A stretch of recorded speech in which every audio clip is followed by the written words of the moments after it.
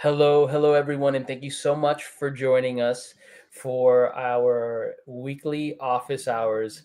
I am very excited today about our amazing guest who I want to give you a hug in person, Zach. So, we got to figure this out.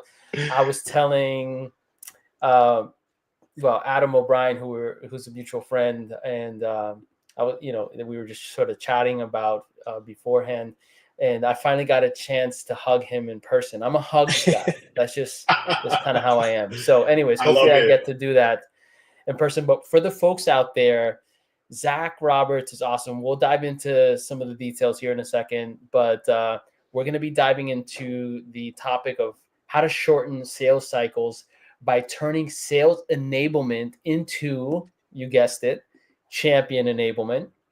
And for you folks out there who are excited about this topic, want to ask questions, maybe comment, maybe you don't like my hair, which I forgot to do earlier, that's okay.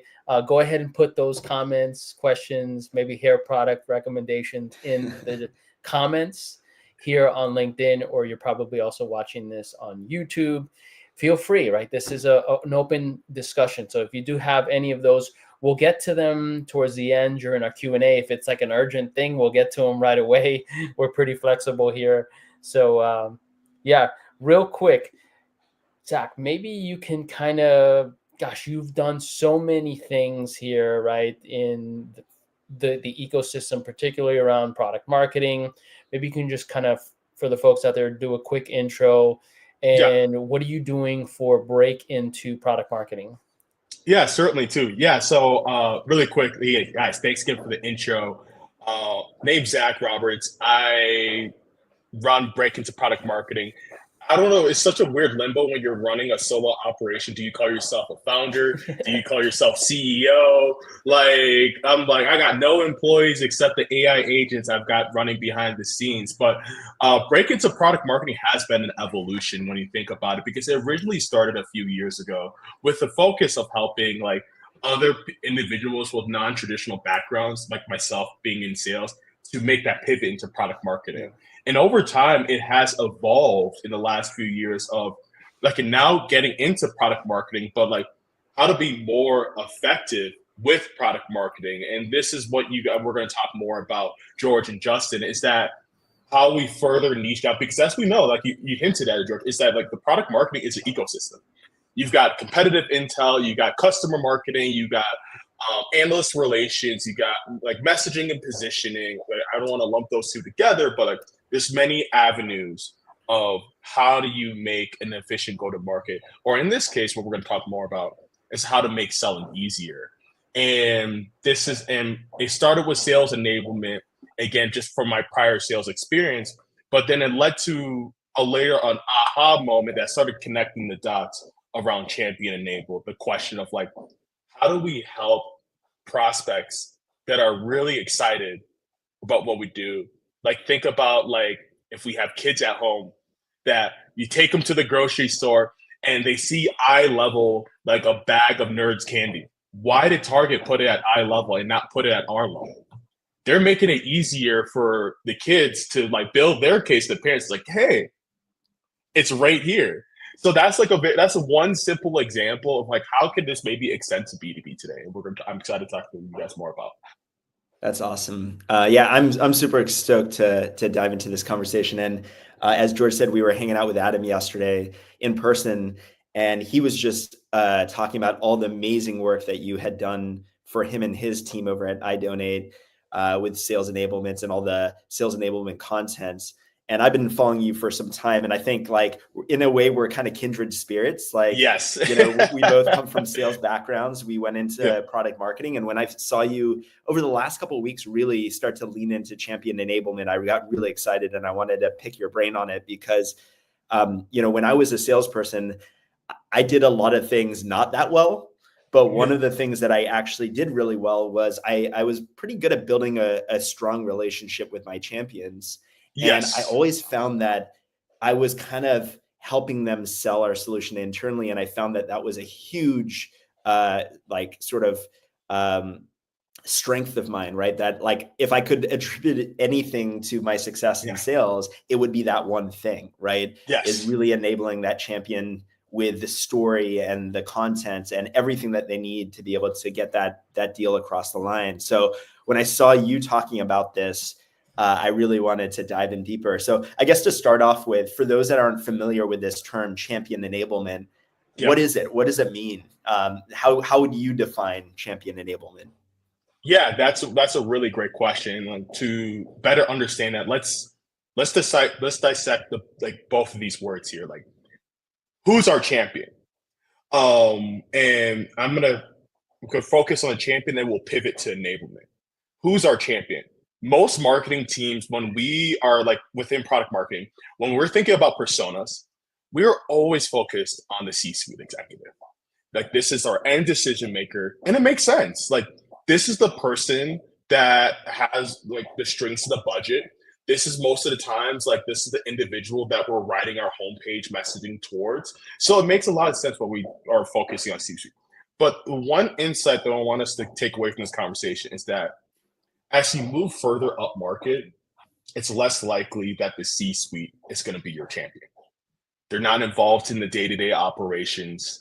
They don't feel the pains that like an IC feels if they were handling sales enablement, trying to wrangle in content, trying to build an asset.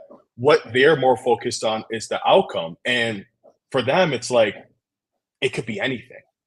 So that is why like the champion may not always be the C-suite. So then it leads to the next question. Who is our champion? Who is the person that is like hands-on with our tool? Who is the person that feels the direct pain of like what it feels like to build out a one-pager asset? What is that feeling when you build something and nobody uses it? And that is kind of like how people perceive you and your reputation.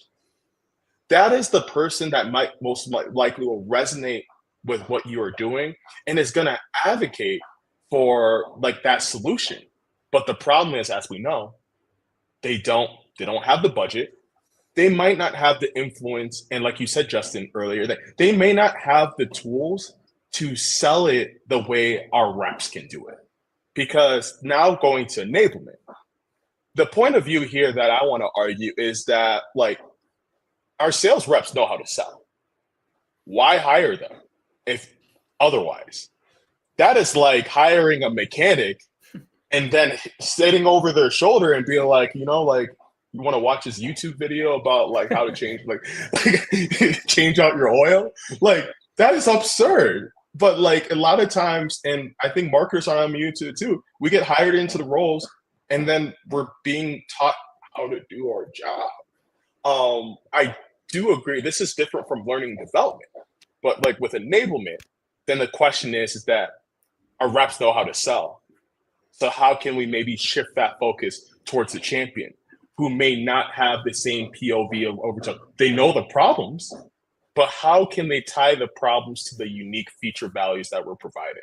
How can they connect the dots to what they're seeing within their business and talk to different audiences from like finance, operations, over to like product management, depending on what's being sold right there.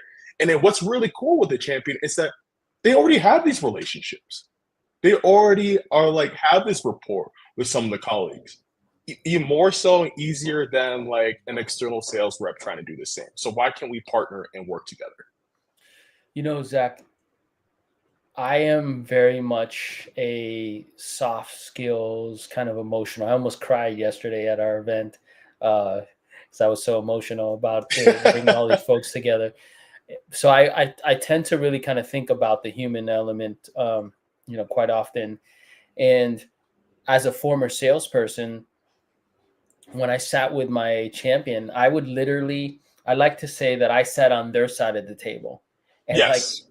I sat on their side of the table. It's like, side by side. And I would even kind of like put my employer on the other side at times, right? Yes. And so, all right, listen, here's the deal. Here's the, the pluses, the minuses, these sort of things. If you don't do these sort of things, you're not going to see success. So you might as well like not even buy it, right? Kind of thing like that, like genuine connection. And I think that's probably one of the precursors to like really doing the champion enablement stuff, because we've all been there where you know, you take a couple meetings or a meeting or whatnot, and you're talking to a salesperson and you're like, you know, halfway kind of bought in. You're not sure you even really vibe with the salesperson, right? Yes. And you're like, okay. And then you're like, all right, cool. Yeah, send me that follow-up and I'll send it to, you know, Sally and, you know, Sandra, right? And who are, you know, the decision makers, my manager, and then the CFO, Sandra, right? It's like, okay, cool. Especially these days, right?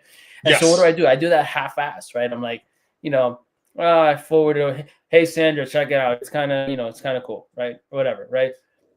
So if I don't actually like really dig in, really connect, right? Yeah.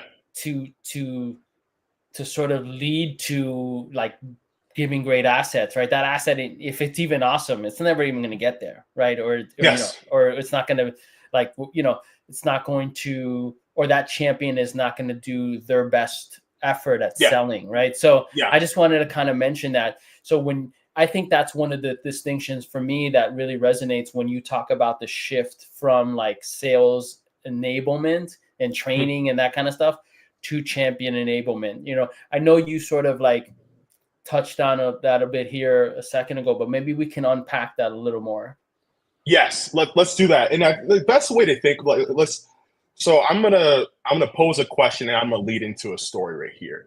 Is that when we think about champion enable, let's put ourselves back to when we were back in like elementary school, middle school, and like who was our favorite teacher? And then the next question, I said I was gonna ask one, I'm gonna ask the second one. What were the qualities about what made that teacher your favorite teacher? And sometimes a few things are gonna come to mind. They're gonna be like, well, they made the subject fun. They made me feel heard. They were able to dissect complex topics into such a simple way that I felt confident enough that I can like talk about it, that I can teach about it too. So like we're gonna keep those qualities in mind, because the next story I'm gonna share with you all is that when I was a first-time AE at an ed tech startup back in 2017, this was the same problem that the English department was facing out in Georgia. They were a middle school. They were like the teachers are very excited about English language arts. They love their nouns. They love their pronouns. They were jamming out like superlatives. Like that was their vibe. But what really pained them on a day-to-day was that some of the kids didn't know the difference between a noun or a verb. Some of the kids really struggled with active and passive voice. And our tool, surprisingly, they were using the free version of it. They loved it. They were like, it gives like the scaffolding and gives the tools. But the problem they were facing was they couldn't get district approval to buy the paid version. For whatever reason, they couldn't get that approval. And so third time's the charm. I ended up working with the team along with the department, working with the English head. Like, what was the unique nuance here? Like, why did this work this third time around? Is that knowing that, like you said, George, is that the relationship is that I didn't go in talking about like, here are our features, here's our stuff. Like, I am someone that is very passionate about writing. I'm someone that outside of my 9 to 5 decided to take a writing course to better understand more so the day-to-day. So I could come in there and I could jam about like, just like, hey guys, like, you know, like subject, like noun agreement. And they're like, who is this guy? And like, George, like you said here earlier, is that this person felt like they're on my side. They're not here to sell me a product. They're really passionate about what they do. They really care about what they do. And that goes back to the example of when we talked about your favorite teacher. This is someone who really connects and just cares, and you feel that. And through those conversations, it ended up becoming an education moment where it's just like, hey, like, here are the problems that you're sharing with me, but here are a few ways of how you may want to talk about it to your principal, to your district head.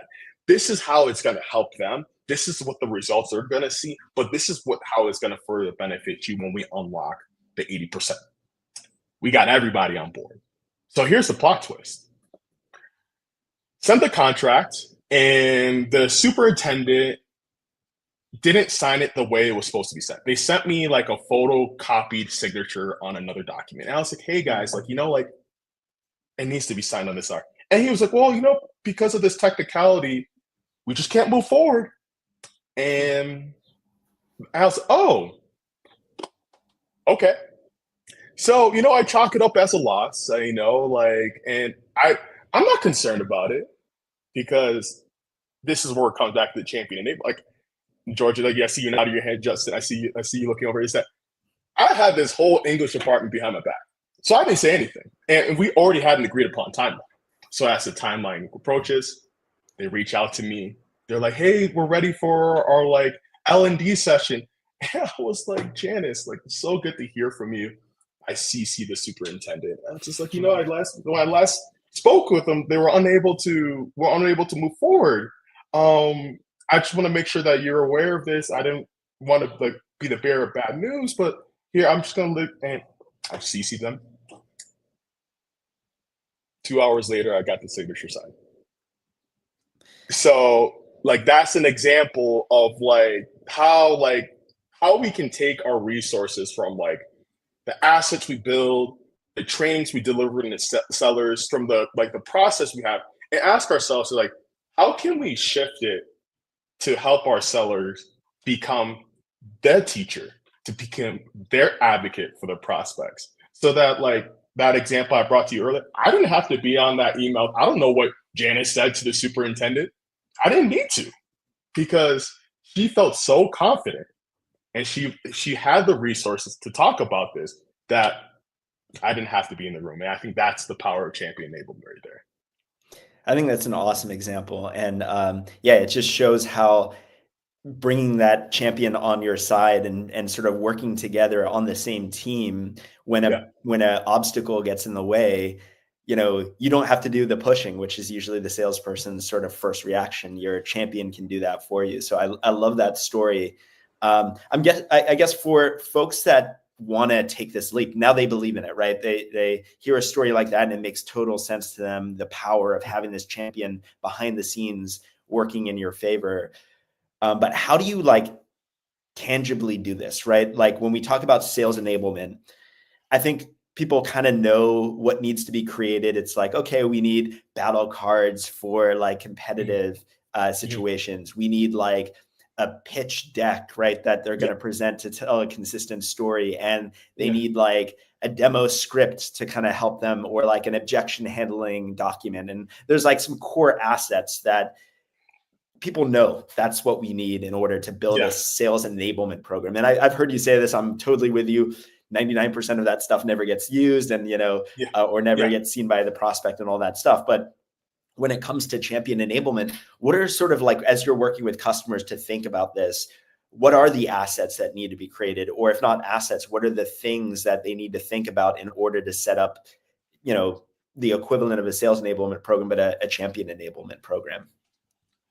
The first step, and this is not controversial. This might sound controversial for your guys' show right here, is do the sale without any assets.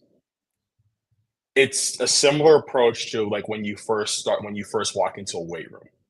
And this is how many of us feel in product marketing. Like, imagine ourselves walking into a weight room and you're like, I want to get fit. I have my New Year's resolution. I'm going to go out guns blazing. I'm going to hit that bench press.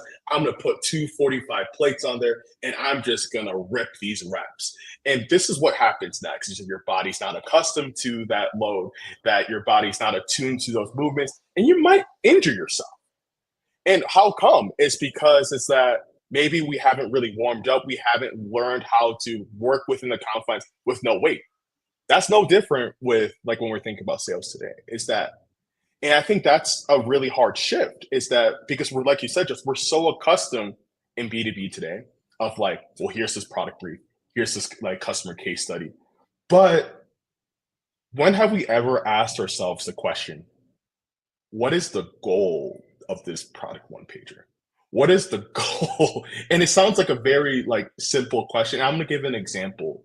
I'm gonna give an example as to how this applies, and we'll move to like step two. Because when we move to step two, be like the dispassionate analyst. I picked this up when I was listening to Exit 5 episode, but like don't be the ooh rah rah product person. Like, because like for your buyer, for the prospect, they might be looking at 7, 8 different things. So look at it from their perspective of like, again, as a teacher, like how can I give you the objective information to make the best decision? And one trap we fall into is competitive intel. When you work with competitive intel, and I bring up competitive intel sales because they tend to sit side by side because the content comes from competitive intel, informs and influences sales enablement. A lot of times, this is why our product's better. Okay. But like, where are the areas where our product might fall short? And I think a better way to frame this is this story right here. When I was working with an English teacher, and if you work in the ed tech space, especially with like ELA tools, English language arts tools, it's such a fragmented space. There's so many tools. It's very much like cybersecurity. It's very much like SaaS today. There's so many tools, but it's just an overwhelming information. Sometimes buyers are gonna lean towards like what they know, what they heard of. So for this teacher, she wanted to use turnitin.com. And if we all go back to when we, like I see now they had Turnitin, they're like, I'm interested in turnitin.com. I didn't sell turnitin.com. I sold an instructive like grammar tool, no red ink. And I was like, oh, the status quo approach would be like, well, Turnitin is for plagiarism. It does this, it does that. This is why it's not a good fit. How are you going to tell someone what's not a good fit for them when they're already passionate about it? That'd be like us going to McDonald's and be like, yo, I want a Big Mac. And the cashier's like, are you sure about that? Like, how are you going to tell me what I need? So that approach almost never works. So what's the alternative? And Justin, to like come into your question, it's like, hey, what's another tangible way? Is that how can we use this information to educate? Not persuade, not influence, educate. This is where we're good at. This is where we may not be a fit. So going back to taking that mindset, when this person said, I'm turning in, I was like, oh, like I've heard from other teachers that when they're using Turnitin, it's to catch plagiarism. So I'm curious, like, is plagiarism the primary reason why your students are not being effective at writing? And she was like, well, no, it's not that. I don't think that. And I was like, what's happening then? And it started this conversation. She's like, well, I think it's just like they don't know the rules. They don't understand like kind of like how to structure a sentence, how to express a thought, how to explain an idea. And it's like, huh, yeah. And I've heard that from, which is education. Like, I've heard that from a few of the peers I've spoken to. It's like it's a really great tool if plagiarism is the problem. If your students know how to write and they're just like, I just don't want to do it, then that's a good fit. But maybe if you're seeing that it's more of the challenges of the rules here, this is where no reading typically shines. And I explain it's like this is how we educate. So then again, like, I might be wrong, and this is the third approach. Just assume from a place of not knowing, because we don't always have the answers. I might be wrong, but does Turnitin provide any instructive that might teaching that might align to what we are uncovering? And she's like, no. So in that short amount of time, I didn't say Turnitin was bad. I didn't tell them buy no red ink. I just said, hey, look, here are the facts. Here's the information. Based off the problem, based off of the features you're looking at, it may not be a match to what the end goal you're looking to achieve. So like, that's how we should start thinking about champion enablement today. It's not to say like our features are the best. It's just to say like, sometimes it might be, this is not the right fit for you based off what you're telling me. What I'm hearing is the content should be not assumptive, and that it should be really based off of solid discovery, based off of really digging in and understanding, right, what the champion needs, but also, how they're going to share that in a format that is going to be effectively multi-threaded after the fact, right? And that's one of the big things and it really speaks to kind of one of the things Justin and I have talked about, ad nauseum, which is like, how many times do you go, hey, it's marketing, do you have a one pager for this, prospect that's in this vertical, etc. And they're like, oh, it's in Dropbox, go for it. And then you're sitting there going, this is just the brochure that speaks nothing. It literally has the screenshot of the product from 4 iterations ago that the prospect said they didn't need. Right. Yes. And so it's so I think that's what I'm hearing is, it's like, let's not start off with this assumptive asset or piece of content or whatever. Let's really dig in, follow these best practices around understanding the champion and the rest of the organization. Then we put something together that's going to map to that. Exactly. And you guys are hitting on something too. And it's like, one question we can ask ourselves, one takeaway is that, what are the questions that your reps are getting on the field that they're like, oh God, like, this question, like, I have to answer this, and maybe how can that asset help understand or answer that question?